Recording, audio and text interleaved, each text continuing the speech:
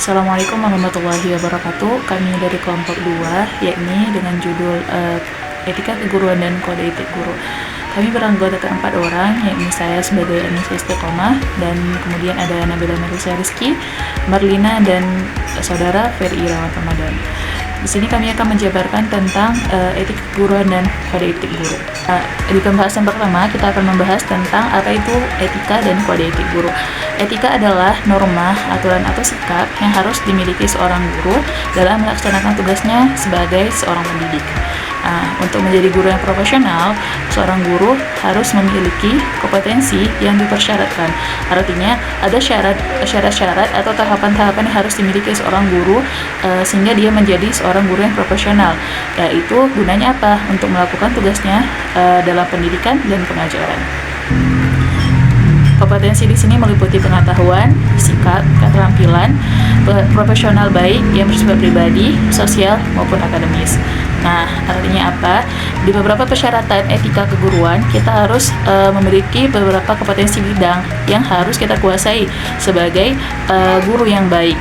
Nah, itu untuk memenuhi etika keguruan kita atau kode etik kita sebagai guru. Selanjutnya, kenapa kita harus memiliki ini? Karena untuk menjadi guru yang matang, untuk menjadi guru yang profesional, di sini kita harus unggul dalam beberapa bidang. Tadi disebutkan yakni pengetahuan. Tentu kita harus unggul di bidang pengetahuan itu. Semisal kita seorang guru pendidikan agama Islam, tentu kita harus unggul dalam bidang pendidikan agama Islam. Selanjutnya sikap. Nah, di sini bagaimana kita bersikap sebagai seorang guru yang baik, berwibawa, adil, sopan, bagaimana kita bersikap kepada peserta didik, bagaimana kita bersikap kepada wali murid, bagaimana kita bersikap kepada sosial dan lingkungan sekitar kita. Profesional yang baik bersifat akademis pribadi, yakni kita harus profesional dalam diri kita sendiri sebagai pribadi kita, selanjutnya dalam sosial, kemasyarakatan kita, atau dalam bidang akademis pendidikan kita sendiri. Selanjutnya ada ruang lingkup. Ruang lingkup ini terbagi menjadi 5 bagian. Yang pertama, terhadap peserta didik. Terhadap peserta didik kita harus adil, sabar, dan jadi teladan. Maksud adil itu tidak membedakan sesama peserta didik atau sesama siswa. Mau dia yang bodoh atau yang si pintar, mau dia lambat atau yang cepat. Selanjutnya ada sabar. Sabar adalah salah satu yang harus dimiliki oleh pendidik, karena kita mesti sabar dalam mengembangkan potensinya, kita mesti sabar dalam mengajari mereka, kita mesti sabar dan terus memantau setiap perkembangan mereka, setiap tahapan-tahapan mereka. Selanjutnya jadi teladan. Maksud dari teladan sini adalah tentu seorang guru menjadi contoh kepada muridnya.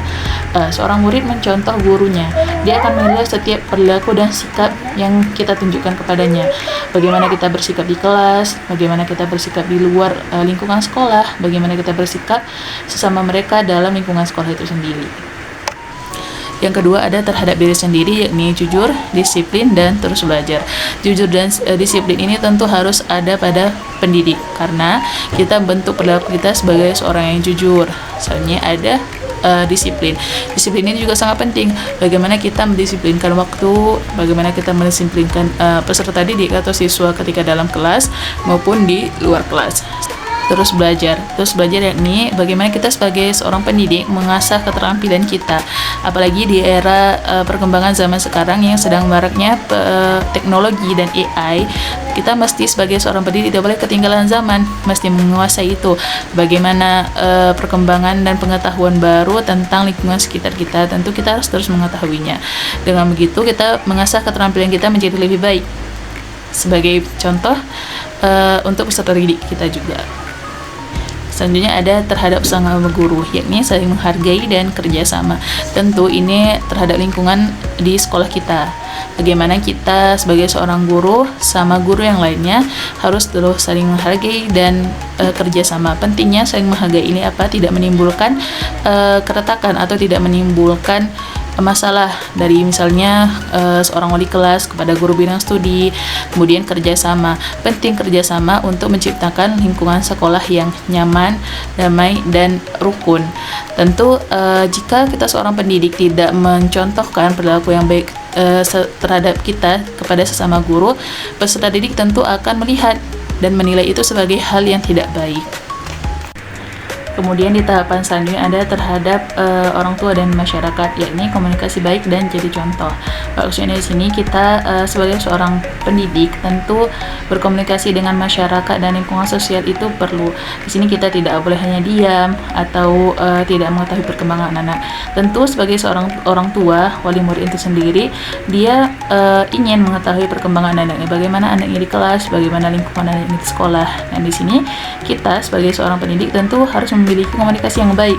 Bagaimana kita berkomunikasi kepada wali murid, bagaimana kita berliterasi dengan masyarakat sekitar. Nah, jadi contoh di sini yakni kita sebagai seorang pendidik, tentu peserta didik menilai bagaimana sikap kita ketika bersama dia, bagaimana sikap kita ketika di kelas, bagaimana sikap kita ketika di lingkungan sekolah. Ketika kita memberi kesan yang baik kepada peserta didik, tentu itu akan menumbuhkan rasa atau dia bisa melaporkan hal tersebut kepada orang tuanya atau si wali murid. Nah, di sini orang tuanya bisa menilai bagaimana guru ini dalam mengajarkan anaknya. Kemudian yang terakhir terhadap profesi, yakni menjunjung tinggi kode etik dan tidak disalahgunakan. Assalamualaikum warahmatullahi wabarakatuh. Perkenalkan nama saya Marina. Di sini saya akan menyampaikan tujuan etika keguruan. 1. Untuk menjunjung tinggi martabat guru. 2. Tidak memandang rendah dan meremehkan profesi guru. Untuk memelihara dan menjaga kesejahteraan anggotanya. Untuk meliputi kesejahteraan lahir dan batin. 5. Untuk meningkatkan pengabdian pada anggota profesi.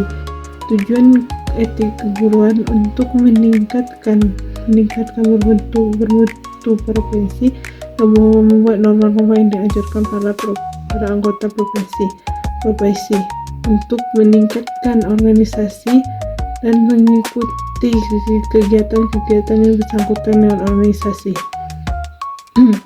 Seorang guru menjaga kehormatan, harga diri, dan serta menjaga nilai-nilai yang melekat pada profesi. 2. Menjaga norma kejujuran dan mengajar dan tidak boleh curang, yaitu bertanggung jawab kepada siswa dan kesejahteraan lahir dan tercukupnya fisik dan lahir dan nyaman. Dan kesejahteraan batin yaitu tentram dan nyaman di dalam kelas, dan kita harus menjaganya di dalam kelas, dan jujur dalam kelas. Dan yaitu kita harus menjaga norma-norma tanggung jawab dan menjaga serta mempertahankan kepercayaan pada masyarakat, yaitu mengabdi kita kepada masyarakat.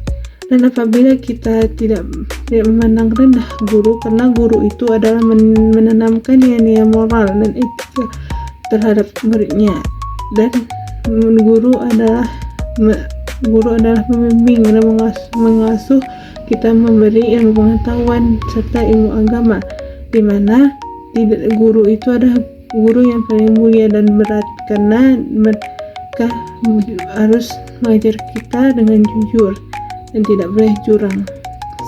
Di poin selanjutnya itu ada fungsi etika keguruan. Di fungsi etika keguruan ini ada beberapa pembagian poin lagi. Yang pertama itu pedoman sikap. Menjadi pegangan seorang guru itu dalam bersikap dan bertindak, seperti guru harus menyampaikan pendapatnya itu dengan bahasa yang sopan walaupun sedang menegur seorang siswa, dan menghindari perkataan yang kasar atau yang tidak baik sehingga tidak merendahkan siswa tersebut. Jadi guru itu harus menyampaikan bersikap dan bertindak itu dengan cara yang baik. Selanjutnya, menjaga martabat profesi, membuat guru dihormati dan dipercaya. Contohnya seperti guru itu datang tepat waktu pada jam mengajar, disiplin waktu, dan guru memberi nilai kepada siswa bukan karena keakraban guru tersebut dengan siswa tersebut, melainkan itu hasil dari kerjanya siswa. Dari situlah orang itu beranggapan, oh guru ini tidak membanding-bandingkan dengan keakrabannya, melainkan dia adil dalam proses belajar tersebut. Selanjutnya, menciptakan hubungan baik antara guru dengan murid, guru sesama guru, guru dengan orang tua, dan guru dengan masyarakat. Seperti guru dengan orang tua itu, guru mengadakan pertemuan berdiskusi dengan wali murid secara berkala. Sesama guru membantu guru yang lain yang sedang dalam kesulitan mengerjakan sesuatu yang perlu kita bantu. Selanjutnya, mendorong profesionalisme, menuntut guru agar terus belajar disiplin dan bertanggung jawab. Seperti guru bukan hanya mengajar, melainkan guru juga harus belajar agar ilmu yang guru miliki itu semakin banyak, seperti mengikuti seminar, pelatihan yang ada di luar sekolah. Setelah itu, guru juga harus mengadakan evaluasi di kelas agar kita tahu apa sih perkembangan yang sudah didapatkan dari kita oleh anak tersebut yang sudah dipelajari hari ini. Mengadakan evaluasi di dalam kelas. Yang terakhir itu adalah teladan moral.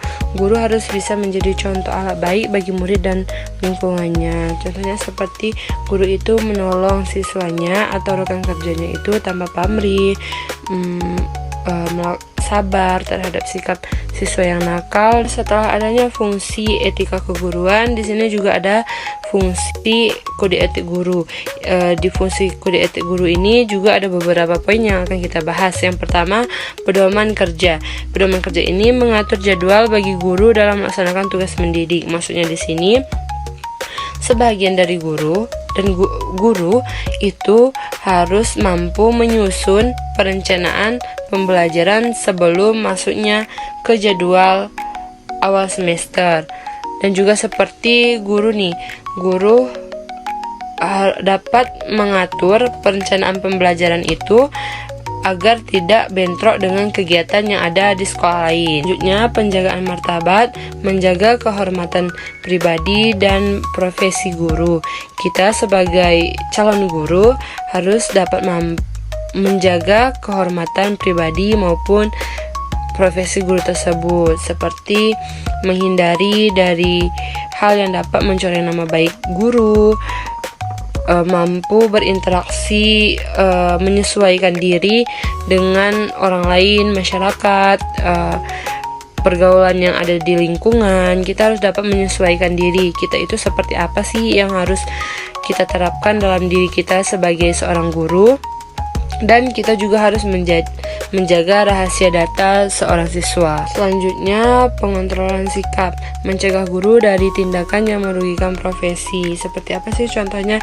Menghindari perilaku kasar, tidak menyebarkan gosip negatif tentang siswa maupun rekan kerja, menjaga kerahasiaan nilai atau masalah pribadi siswa, dan mematuhi aturan sekolah dalam kode etik. Dan poin yang terakhir itu adalah pendorongan profesionalisme, memotivasi guru agar guru itu disiplin, bertanggung jawab, dan terus meningkatkan potensi diri.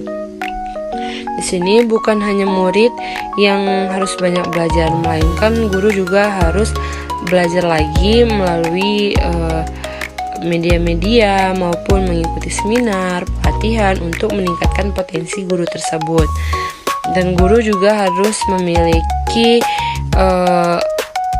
tanggung jawab. Itu seperti guru sudah mengajar murid, lalu guru melaksanakan tugas tepat waktu seperti mengkoreksi tugas atau ujian siswa. Guru memberikan misalnya evaluasi siswa tentang pembelajaran hari ini. Setelah itu guru mengkoreksi apa sih kekurangan dari siswa tersebut dan apa. Tapi kita nggak boleh merendahkan siswa tersebut. Adapun kesimpulan dari materi kami yaitu tentang etika keguruan dan kode etik. Jadi, etika keguruan ini adalah seperangkat moral dan prinsip yang mengatur perilaku seorang guru dalam menjalankan tugasnya sebagai pendidik, pengajar, pembimbing bagi siswa, bagi peserta didik, dan teladan bagi peserta didik, masyarakat, serta profesinya sendiri. Singkatnya, etika keguruan ini adalah jiwa dari profesi guru, bukan hanya mengajar pengetahuan, tetapi juga menjadi teladan akhlak, moral, dan kepribadian. Lalu kode etik. Jadi kode etik guru adalah seperangkat norma, aturan tertulis, dan pedoman perilaku yang ditetapkan oleh organisasi profesi guru untuk mengatur, mengarahkan, dan menilai sikap serta perbuatan guru dalam melaksanakan tugas profesinya sebagai guru. Jadi kode etik ini adalah aturan tertulis yang mengikat, sedangkan etika keguruan adalah nilai moral umum yang menjadi landasan. Etika dan kode etik guru ini sangat penting karena berfungsi sebagai landasan moral atau aturan perilaku yang memastikan profesionalisme, integritas, dan akuntabilitas guru. Dengan mengikuti standar etika yang tinggi dan kode etik yang telah ditetapkan, guru dapat meningkatkan lingkungan pendidikan yang ideal, membangun hubungan yang harmonis, serta menjaga kredibilitas dan citra positif profesi guru di mata masyarakat. Mungkin hanya ini kesimpulan dari materi kami, yaitu tentang etika keguruan dan kode etik. Mungkin ada kesalahan, kami mohon maaf. Terima kasih atas segala perhatian. Kami tutup. Wabillahi taufiq wal hidayah. Wassalamualaikum warahmatullahi wabarakatuh.